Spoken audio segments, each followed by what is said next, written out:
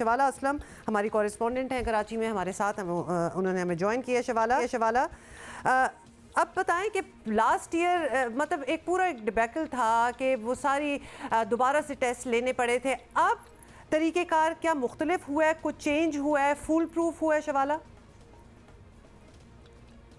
Thank you so much Huma. सबसे पहले तो मैं आपको ये बताऊं कि Pakistan medical and dental council की जानिब से जो MD-CAT 2025 के निकात का ऐलान है वो बाज़ाब्ता तौर पर कर दिया गया है और जो ये एग्ज़ाम है वो 5 अक्टूबर संडे को सुबह 10 बजे इनका इनकाद होगा।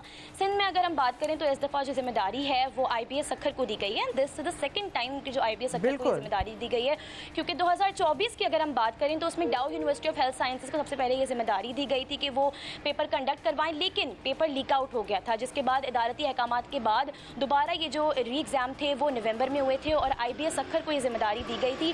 तब पेपर लीक नहीं हुआ था और तब जो चीज़ें थी वो बहुत स्मूथली चल रही थी।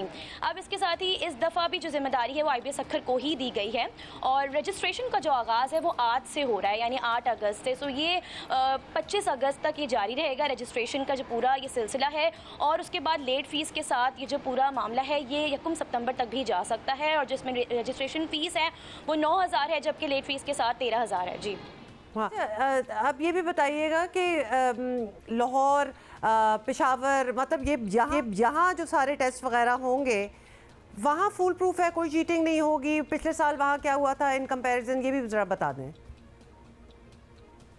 अच्छा देखिए हुमा, सबसे पहले तो मैं आपको ये बताऊं कि ये एक ट्रेंड बनता जा रहा है। MD-CAT में ये जो इस तरह की बेज़ाब्तियाँ हमें देख रहे हैं, और ये जो पेपर लीक है ये एक तरह से एक ऐसा डिस्प्यूट है जो बहुत ही अनरिजॉल्व रहता है। मतलब गुज़श्ता कुछ सालों से ही हम देख रहे हैं कि पेपर जो है वो लीक हो जाता है, पूरे के पूरे जो पेपर हैं वो व्हाट्सएप ग्रुप में डिस्ट्रीब्यूट हो रहे होते हैं। और पिछली मरतबा भी जो FIA की रिपोर्ट आई थी उसमें ये बताया गया था कि यहाँ से जो सिंध में पेपर लीक आउट हुआ था उसमें थरपारकर से एक डॉक्टर थे जिन्होंने ये जो पेपर थे वो इस तरीके से डिस्ट्रीब्यूट किए थे व्हाट्सएप ग्रुप पर, और काफ़ी ज़्यादा डाउ यूनिवर्सिटी के भी मुलाजमीन थे जिनको नामजद भी इसमें किया गया था।